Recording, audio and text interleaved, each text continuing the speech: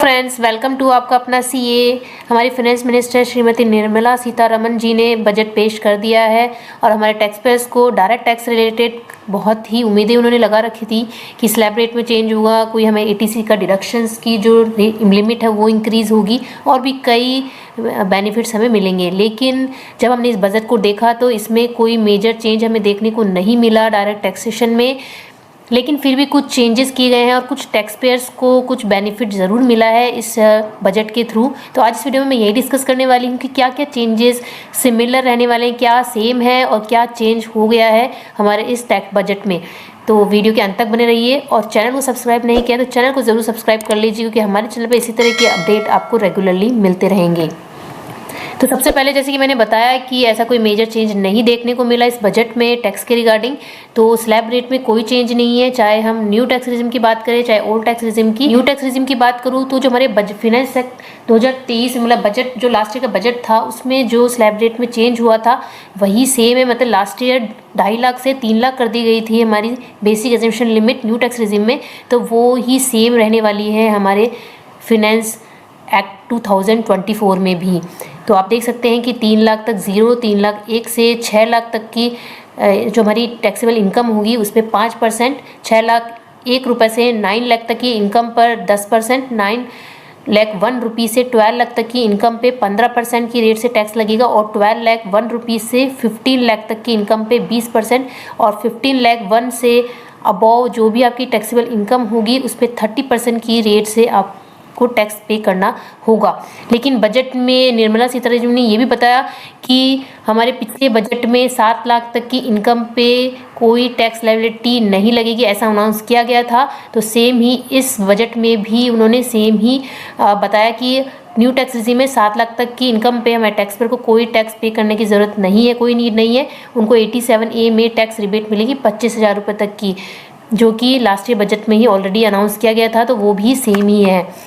और last year के budget में जो हमारी सरचार्ज की रेट थी 37%, हाईएस्ट सरचार्ज की रेट है 37%, उसको रिड्यूस करके 25% कर दिया गया था न्यू टैक्स रिजिम में, तो वो भी सेम ही रहने वाला है इस बजट में। मतलब फाइनेंस एक्ट 2024 में भी सेम ही रेट रहने वाली 25%, उसमें कोई चेंज नहीं किया गया है। तो यदि हम सरचार्ज रेट देखें जो कि एप्लीकेबल है 1 अप्रैल 2023 से, जो कि कंटिन्यू रहने वाला है नेक्स्ट ईयर भी, तो 50 लाख तक की कोई सरचार्ज रेट नहीं लगेगी आप पर। 50 लाख से 1 करोड़ तक की इनकम की रेंज में आप आते हैं तो आप पे 10% की रेट सरचार्ज रेट लगेगी। यदि आप 1 करोड़ से 2 करोड़ रुपए के अंडर में आते हैं तो 15%, और 2 करोड़ से ज़्यादा की यदि आपकी इनकम है तो उस पर 25% की रेट से सरचार्ज आपको पे करना होगा। और दूसरी तरफ यदि हम ओल्ड टैक्स रिजिम की बात करते हैं तो ओल्ड टैक्स रिजिम में भी रेट सेम है, कोई उसमें स्लैब रेट में चेंज नहीं है। तो यदि आपकी एज 60 ईयर्स है तो आपकी जो बेसिक एग्जेम्पशन लिमिट होगी वो 2.5 लाख होगी। 60 अबव है, 80 ईयर्स के अंडर में है तो आपकी बेसिक एग्जेम्पशन लिमिट 3 लाख है, और 80 अबव है तो 5 लाख बेसिक एग्जेम्पशन लिमिट रहेगी। और यहाँ पर एज वाइज जो स्लैब रेट है वो दी गई है, लेकिन न्यू टैक्स रिजिम में स्लैब रेट का कोई रूल नहीं है, सभी के लिए स्लैब रेट सेम है। यहाँ पे हम यदि सरचार्ज रेट की बात करें तो यहाँ पर मैक्सिमम जो सरचार्ज की रेट है वो 37% ही रहने वाली है 5 करोड़ से ऊपर की इनकम रेंज वालों टैक्स पेयर्स के लिए। तो ये जो स्लैब रेट है, सरचार्ज रेट है, ये सेम ही रहने वाला है, इसमें कोई चेंज नहीं किया गया है इस बजट में। फाइनेंस एक्ट 2024 में भी ये रेट सेम रहने वाली है। अब हम देख लेते हैं कि क्या जो मेजर चेंज हुआ है इस बजट में हमारे टैक्स पेयर्स के लिए, वो हम देख लेते हैं। तो फर्स्ट तो ये बहुत ही बड़ा इंपॉर्टेंट अपडेट है, हम कह सकते हैं कि हमारे टैक्स पेयर्स के लिए, कई टैक्स पेयर्स के जिनकी डिमांड आउटस्टैंडिंग चल रही थी बहुत पुरानी, उनके लिए एक फेस पे स्माइल आने वाली है कि जो भी डिस्प्यूटेड डायरेक्ट टैक्स का डिमांड आउटस्टैंडिंग था फाइनेंशियल 2009-10 का या फाइनेंशियल 2010 से 11 से लेकर 2014-15 तक का कुछ लिमिट है जो कि विड्रॉ कर दी गई है। तो यदि हम 2009-10 की बात करें तो यदि आपका 25,000 रुपये तक का कोई डिमांड चल रहा था डायरेक्ट टैक्स का डिस्प्यूट, तो वो विड्रॉन कर लिया गया है। अब आपको उस डिमांड को पे करने की ज़रूरत नहीं है, लेकिन वो 25,000 रुपये तक का ही विड्रॉन आपको मिलेगा। और यदि 2010-11 से लेके 2014-15 तक 10,000 रुपये तक का आपका डिमांड आउटस्टैंडिंग था तो वो विड्रॉन कर लिया गया है, उसको आपको पे करने की ज़रूरत नहीं है। 10,000 रुपये से ज़्यादा का है तो फिर आपको आउटस्टैंडिंग जो डिमांड है वो पे करनी होगी। तो 25,000 2009-10 के लिए और 10,000 रुपये 2010-11 से लेकर 2014-15 तक की जो भी डिस्प्यूटेड डिमांड है उसे विड्रॉन कर लिया गया है गवर्नमेंट के द्वारा। इस बजट में ये अनाउंस किया गया है। सेकेंड जो चेंज आया वो आया है जो भी मतलब लास्ट ईयर जो स्टार्टअप्स होते हैं उनके लिए जो न्यू कॉर्पोरेट टैक्स अनाउंस की गई थी सब सनसेट क्लॉज में, उसकी जो डेट थी वो 31 मार्च 2024 थी। तो इस बजट में उस डेट को एक्सटेंड करके 31 मार्च 2025 कर दिया गया है। मतलब 1 साल का एक्सटेंशन और मिल चुका है हमारे जो भी ऐसे टैक्स पेयर जो कि स्टार्टअप कर रहे हैं उनके लिए। नेक्स्ट जो चेंज आया है वो आया रिफ़ंड का। मतलब हमारे टैक्स पेयर्स का जो रिफ़ंड है वो टाइमली नहीं आ रहा था। तो 2013-14 में जो भी रिफ़ंड की एवरेज टाइम था वो 93 डेज़ था। तो उस टाइम को रिड्यूस करके 10 दिन कर दिया गया है। मतलब अब आपका जो रिफ़ंड है वो बहुत ही जल्द आएगा। 10 दिन ही यहाँ पर टाइम पीरियड बता दिया कि 10 दिन में ही आपका रिफ़ंड आने वाला है। तो ये भी एक अच्छा अपडेट है हमारे टैक्स पेयर्स के लिए। और इसके अलावा कोई चेंज नहीं है, जैसे कि रेट सेम है। तो लास्ट ईयर जो कॉर्पोरेट टैक्स रेट थी वो हमारी जो एग्जिस्टिंग डोमेस्टिक कंपनीज़ हैं उनके लिए 30% से रिड्यूस करके 22% कर दी गई थी। वो ही रेट इस साल भी इस बजट में भी सेम रेट ही रहने वाली है।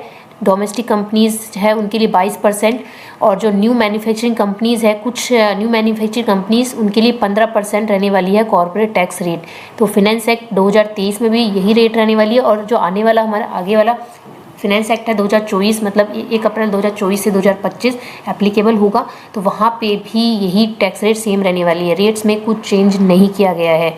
और इसके अलावा इस बजट में चेंज तो कुछ नहीं हुआ, लेकिन उन्होंने इस बात का जिक्र किया इस बजट में कि पिछले बजट में रिटेल बिजनेसेस के लिए जो प्रेजेंटिव टैक्सेशन है उसकी थ्रेशोल्ड को इंक्रीज़ कर दिया गया था 2 करोड़ से 3 करोड़ और प्रोफेशनल्स के लिए 50 लाख से 75 लाख। तो ये रेट जो है वो आगे भी सेम ही रहने वाली है, इसमें कोई चेंज नहीं किया गया है। लेकिन ये रेट जो है तभी एप्लीकेबल होगी जब यदि आप नॉन कैश मेथड से डिजिटल मोड के थ्रू अपने ट्रांजेक्शंस करते हैं। आपकी रिसिप्ट जो है 95% रिसिप्ट जो है वो डिजिटल मोड या नॉन कैश मेथड के थ्रू आती है। तो ये जो 3 करोड़ और 75 लाख की लिमिट है ये भी सेम ही सिमिलर रहने वाली है, इसमें भी कोई चेंज नहीं किया गया है। और इसके अलावा पिछले बजट में 50,000 रुपये का स्टैंडर्ड डिडक्शन मिला था। न्यू टैक्स रिजिम हमारे जो पर्सनस है सैलरीड और पेंशनर्स के लिए वो सेम डिडक्शंस में भी कोई चेंज नहीं किया गया। सेम डिडक्शन आपको नेक्स्ट ईयर भी देखने को मिलेगा। फैमिली पेंशनर्स के लिए भी लास्ट ईयर अनाउंस किया गया था 15,000 रुपये तक का स्टैंडर्ड डिडक्शन, तो वो भी डिडक्शन सेम ही है, उसमें भी कोई चेंज नहीं किया गया। और इसके अलावा पिछले बजट में ATCCD सबसेक्शन 2 जो एम्प्लॉयर कॉन्ट्रीब्यूशन होता है एम्प्लॉय के NPS में 24B का डिडक्शन रेंटेड आउट प्रॉपर्टी लेते हैं आप उस पर लोन लेते हैं तो उसका जो इंटरेस्ट है उस 2 लाख रुपए तक का डिडक्शन आपको मिलेगा न्यू टैक्स रिजिम में भी। लेकिन कंडीशन है कि आपकी प्रॉपर्टी लेट आउट होनी चाहिए।